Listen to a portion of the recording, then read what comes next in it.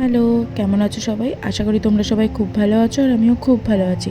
Mister and Mrs Chattaraj লাইফস্টাইলের আরও একটি নতুন ভিডিওতে তোমাদেরকে জানাই স্বাগত। আজকে মানালিতে আমাদের ফার্স্ট ডে। এখান থেকে আমাদের আজকে সোলাং ভ্যালি যাওয়ার কথা আছে। সকালবেলা ঘুম থেকে উঠে আমি আর আফসানা দুজন মিলে 2 কাপ চা নিয়ে বসে পড়েছি জানলার ধারে। বাইরের পাহাড় আর তার চূড়ায় বরফ, আর এইখান থেকে জানলার পাশে বসে চা খেতে জাস্ট অসাধারণ লাগছিল। এখান থেকে যদিও জানলার ভেতর থেকে বরফ অতটা ভালো দেখা যাচ্ছিল না, বাট খালি চোখে দেখা যাচ্ছিল। আর বেশিক্ষণ টাইম নষ্ট করা যাবে না, না হলে আমাদের আবার লেট হয়ে যাবে। তাহলে চলো ঝটফট ব্রেকফাস্টটা করে নিই। ব্রেকফাস্টে অনেক কিছু আইটেম ছিল জ্যাম ব্রেড, বাটার ব্রেড, আর ছিল পোহা, তার সাথে ছিল আলুর পরোটা আর দই দিয়ে একটা রায়তা। আর হ্যাঁ, অবশ্যই ছিল গরম গরম চা। তো আমরা বেশি কিছু তো খাবো না, আবার পেট ভর্তি করে না খেয়ে গেলেও অনেকটা রাস্তা যেহেতু যাব, কখন আবার ব্রেকফাস্ট করব বা কখন আবার কিছু খাবো তার কোনো ঠিক নেই। তার জন্য হালকা পাতলা আমরা ব্রেকফাস্টটা আমাদের কমপ্লিট করে নেব। এখানে বুফে সিস্টেম ছিল, তো ওই বাফেটেই আমরা এক এক করে সবাই খাবার নিচ্ছিলাম। আর আমি এখানে অর্ককে বলছিলাম যে তুমি আচার খেও না, কারণ ওই আলুর পরোটার সাথে একটা আচার ওরা আমের দিয়েছিল। তো আগের দিন আর কি ব্রেকফাস্টে আচার খেয়ে ওর শরীরটা বেশ খারাপ করে, তো তার জন্য আজকে আমরা অ্যাভয়েড করছি যতটা আচার এই সমস্ত কিছু না খাওয়া যায়। আমি অল্প অল্প করে সব কিছু জিনিসই নিয়েছি, তবে আমি আলুর পরোটা এখানে হাফ নিলাম, কারণ আলুর পরোটা বা এই টাইপের অয়েলি কোনো খাবার খেলে সকালবেলা আমার শরীরটা খারাপ করতে পারে দেখে। তো আমাদের অনেকটা রাস্তা যেতে হবে আজকে, জার্নি আছে অনেকটাই প্রায়। তো ব্রেকফাস্ট তো করবোই, তার সাথে মানে সবই অল্প অল্প করে ট্রাই করব। এই যে আমি ব্রেকফাস্ট নিয়ে নিয়েছি পুরো, এবার চলো ব্রেকফাস্টটা করে নিই। এই জাস্ট আমরা আমাদের ব্রেকফাস্ট কমপ্লিট করলাম। এবার আমরা যাবো হচ্ছে অটল টানেলের উদ্দেশ্যে। সোলাং ভ্যালি, অটল টানেল, এই সব কিছু দেখবো এখন, তার জন্যই আমরা বেরোচ্ছি। এখন এখানকার টেম্পারেচার হচ্ছে -4, আর এখন বাজে হচ্ছে 8:30 পৌনে 9টা। এই যে বাইরে থেকে আমাদের হোটেলের ভিউ, উপর থেকে বরফ দেখা যাচ্ছে, বাট এখন এখানে খুব একটা বরফের কিছু নেই। তো দেখা যাক অটল টানেলের ওখানে গিয়ে বরফ টরফ পাই কিনা। চলো যাওয়া যাক। এসে ফার্স্টে আমরা এই দোকানটার সামনে এসেছি, যেটা এখান থেকে এই যে এইগুলো যেগুলো দেখা যাচ্ছে, এগুলো এই যে আমরা এখানে দুটো কালার, একটা আমার জন্য আর একটা অর্কর জন্য চুজ করেছি। দেখা যাক কোনটা নেব। এই দুটো, ব্ল্যাকটা অর্কর আর এই কালারিংটা আমার জন্য নিয়েছি। তো দেখা যাক, এখানে আরও বিভিন্ন ডিফারেন্ট কালারের আছে। अरे गॉड, सब कुछ गिर जा रहा है, देखिए ये मेरा है। একটা নিচে তুই একটা নে, দেখ না পরে কেমন লাগছে। না নিয়ে নাও না, পরে দেখ। এটা ভিডিওতে দেখি এটা পুরো কি হবে, এটা না ঠান্ডা কান ঠান্ডা ভালো লাগছে, নিবি? যাই হোক, আমরা ওই দুটো ব্যান্ড নিয়ে নিয়েছি, বেশ ভালো লাগছিল দেখতে, তাই ভাবলাম নিয়ে নিই। তো অর্কর জন্য একটা আর আমার জন্য একটা ওই ব্যান্ড আমরা নিয়ে নিয়েছি। আর আমরা গাড়িতেও উঠে পড়েছি, এবার গাড়ি এবার ছেড়ে দিয়েছে। আমরা এখন ফার্স্টে যাব একটা টিকিট কাউন্টারে। এই যে 280 এই টিকিট কাউন্টারটাতে ফার্স্ট আমরা এসেছি। এখানে এসে আমরা ড্রেস নিলাম সবার, ওই বরফের জন্য যে ড্রেসগুলো, তারপর গামবুট যা যা দরকার ছিল আমাদের সব কিছু নিয়েছি। এই যে এখানে আফসানা আর তারিকদা ড্রেস পরে অলরেডি রেডি। তো আমি ওদেরকে বলছিলাম একটু দাঁড়াও। এই যেখানে অর্কও অলরেডি ড্রেস পরে পুরো রেডি হয়ে গেছে বরফের জন্য। আর আমরা এখান থেকেই সমস্ত প্যাকেজ নিয়েছিলাম, যে আমরা কি কি জিনিস অ্যাক্টিভিটিস আর কি করব, তার জন্য এখান থেকেই বুক করতে হচ্ছিল। ওপরে কোনো বুকিংয়ের সিস্টেম নেই, তাই এখানেই এই ড্রেসের সাথে সাথেই সব কিছু বুক করতে হচ্ছিল। কেমন লাগছে? ভালোই লাগছে। আমরা এখান থেকে পার কাপল 5000-এর একটা প্যাকেজ নিয়েছিলাম, মানে আমার আর অর্কর মিলিয়ে 5000-এর একটা প্যাকেজ আমরা নিয়েছিলাম। ওর মধ্যে ছিল জিপ লাইন, আর একটা টায়ার গেম ছিল, স্কেটিং ছিল, আর তার সাথে আরও একটা কি অ্যাক্টিভিটি ছিল, এক্স্যাক্ট আমার নামটা মনে পড়ছে না। তো আমরা এই সমস্তগুলো নিয়ে প্যাকেজের যা যাবতীয় যা ফর্মালিটিস ছিল ওগুলো করে অলরেডি বেরিয়ে পড়লাম।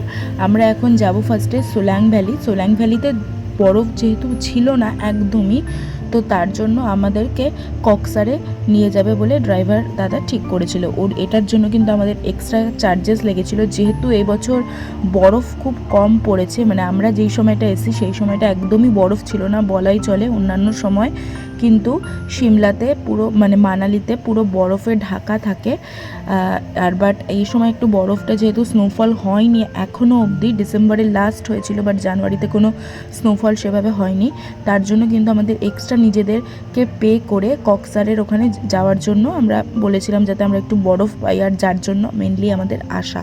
তো ওই কক্সারের ওখানে গিয়েই আমরা সমস্ত অ্যাক্টিভিটিসগুলো করব।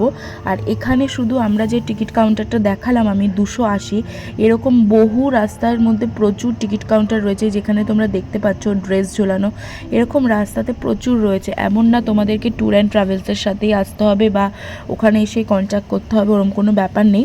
তোমরা এখানে এসে ডাইরেক্ট কন্ট্যাক্ট করে তোমরা ড্রেস নিয়ে নিতে পারো। ওই কক্সারের বাইরেও প্রচুর দোকান ছিল, বাট আমরা যেহেতু আগে নিয়েছিলাম তো ওর জন্য আমাদের সেরকম কোনো প্রবলেম হয়নি। আমাদের সব কিছু এই 5000-এর মধ্যেই ড্রেস জুতো সব কিছু ছিল। বাট হ্যাঁ, আমরা একটা উলেন মোজা নিয়েছিলাম, যেটা ওটা হচ্ছে নন রিফান্ডেবল ছিল, আমাদের 200 করে নিয়েছিল পার পেয়ার। তো ওইটা বেশ ভালো, আমাদের কাজে লেগেছে প্রচুর। মানে অন্যান্য মোজাগুলো যেহেতু বরফের জন্য ভিজে যেতে পারে, বাট পা ফ্রিজ হয়ে যাওয়ার চান্সেস আছে, যেহেতু ওপরে কক্সারের ওখানে ভালো বরফ ছিল, এই মোজাটাতে কিন্তু একদমই সেটা হওয়ার কোনো মানে ভয় ছিল না। আর যত আমরা ওপরে আসছি হালকা হালকা আমরা বরফ দেখতে পাচ্ছি। এই যে এই গাড়িগুলো দেখতে পাচ্ছ এটাই হচ্ছে সোলাং ভ্যালি। অন্যান্য সময় কিন্তু এখানে পুরো বরফে ঢাকা থাকে, এখানে প্যারাগ্লাইডিং থেকে শুরু করে সব কিছু অ্যাক্টিভিটিস এখানে হয়। যদিও এখন এখানে সব ধরনেরই অ্যাক্টিভিটিস হচ্ছে, বাট যেহেতু এখানে বরফের মাত্রাটা খুবই কম, তাই আমরা উপরে ওই দূরে যে বরফ এর যে পাহাড়টা দেখা যাচ্ছে ওই পাহাড়টাতে আমরা যাব এখন। আমরা সোলাং ভ্যালিতে একদমই টাইম নষ্ট করিনি, দাঁড়াইও নি, আমরা জাস্ট ডাইরেক্ট বেরিয়ে যাচ্ছি ওখানে। তো ওখানে গিয়েই আমাদের যা আছে অ্যাক্টিভিটিস করার ওগুলো করব। আর আটাল টানেলও আমাদের ক্রস করা এখনও হয়নি, তো আমরা আটাল টানেলটাও ক্রস করব, তো তোমাদের সাথে শেয়ার করব। সবথেকে বড় টানেল বলা হয় এটাকে। আর বরফটা দেখতে পাচ্ছ কি সুন্দর লাগছে, মানে যেটুখানি বরফ পেয়েছি আমরা খুবই তো মজা করেছি। তবে হ্যাঁ, ওর করে একটু মন খারাপ হয়ে গেছিলো, কারণ ও ভেবেছিল যে স্নোফল হবে।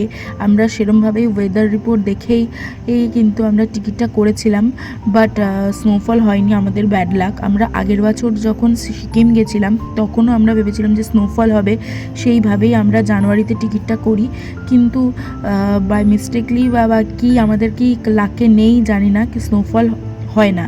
এখানে আমরা এই যে আটাল টানেলের বাইরে কিছু ফর্মালিটিস, কিছু পারমিশনের জন্য থাকে, তো সেগুলো করার পরে আমরা এই যে ফাইনালি আটাল টানেলের মধ্যে ঢুকছি এখন। মানে টানেলটা জাস্ট ক্রস করব যখন, তারপর তোমরা জাস্ট তার ভিউটা দেখবে। আর টানেলটা বিশাল বড় ছিল, আর যেরকম বড় ছিল সেরকম কিন্তু সুন্দর ছিল।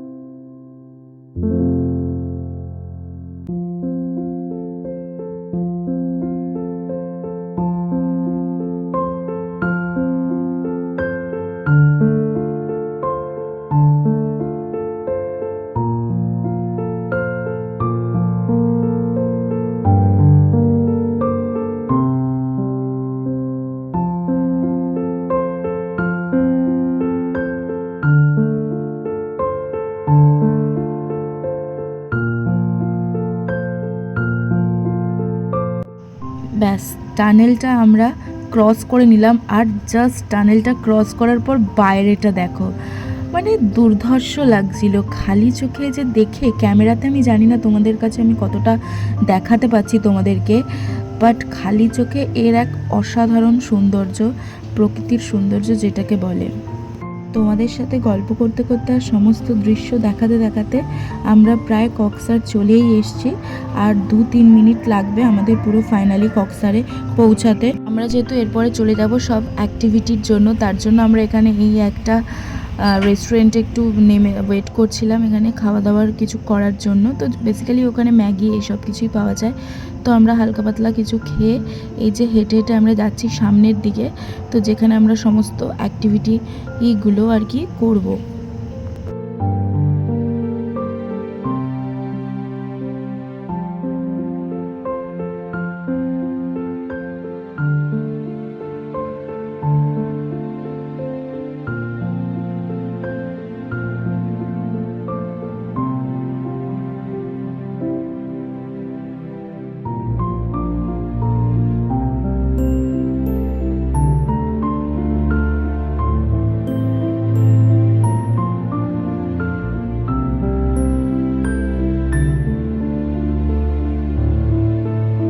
আর এখানে অর্ককে দেখো, কি বলবো, ওকে দেখে মনে হচ্ছে ও সেই কতদিনের টায়ার্ড। যাই হোক, আমরা সবাই গল্প করতে করতে সামনের দিকে এগিয়ে গেলাম। গিয়ে তারপরে আমরা এক এক করে যা যা অ্যাক্টিভিটিস রয়েছে সেগুলো স্টার্ট করবো। এখানে অলরেডি দেখতে পাচ্ছি, বাট আমাদের কাছে কাউন্টারটা ছিল, ওই কাউন্টারটা অনেকটা সামনে ছিল, আমাদের প্রচুর হেঁটে যেতে হয়েছে। এই যে অর্ক এখানে স্কেটিং স্টার্ট করে দিয়েছে অলরেডি। তো আমি স্কেটিং করতে গিয়ে পড়ে হাতে অলরেডি চোট লাগিয়ে ফেলেছি। এখানে সবাই করছিল। ফার্স্টে একবার করে যে ট্রেনিরা যারা ছিল, মানে যারা ট্রেন করাচ্ছিল আর কি, ট্রেনাররা, তো ওরা আমাদেরকে ফার্স্টে ট্রেন করিয়ে দিচ্ছিলো, তারপর নিজেদেরকেই করতে বলছিল। প্রচুরবার, অসংখ্যবার পড়েছে। আর আমার তো ভীষণ ভয় লাগছিলো এই স্কেটিং করতে। অর্ক বেশ একা একাই করছিল, আর বাদবাকি যারা ছিল তারা ওই একবার দুবার করে এতবার পড়েছে যে তারপর আর মানে ভয় আর করেনি। আর এই যে দেখো সবাই এই যে নিজে নিজে কিছু করছে, এই যে অনেকের আবার ট্রেনাররাও পেছনে তাদেরকে হেল্প করে দিচ্ছে। প্রচুরবার সবাই দেখছিলাম অসংখ্যবার বরফের মধ্যে ধুমাধুম পড়ছে খালি। প্রচুর ফটোশ্যুট করেছি আমরা এখানে।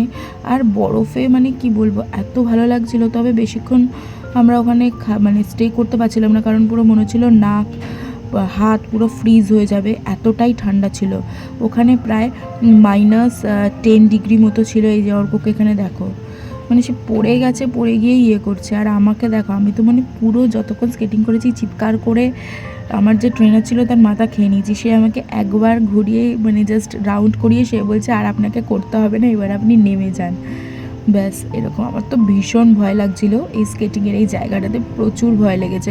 কারণ তার আগে আমি এতবার বরফে স্লিপ কেটে পড়েছি যে আমার ভয়ে, যদিও বা আমি একবারও স্কেটিং করতে গিয়ে পড়িনি, বাট তারপরে আমার প্রচণ্ড ভয় লেগে গেছিলো যে যদি আমি পড়ে যাই। আর উনি এমনভাবে আমাকে নিয়ে যাচ্ছিল যে লোকের গায়ের ওপর দিয়ে লোক স্কেটিং করছে, তার মাঝখান দিয়ে আমাকে নিয়ে চলে যাচ্ছে। ওনাদের এটা অভ্যাস আছে, বাট আমার যেহেতু অভ্যাস নেই, আমার প্রচণ্ড ভয় লাগছিলো। ওখান থেকে আমরা টায়ারের এই গেমটা করেছিলাম, মানে অ্যাক্টিভিটিসটা।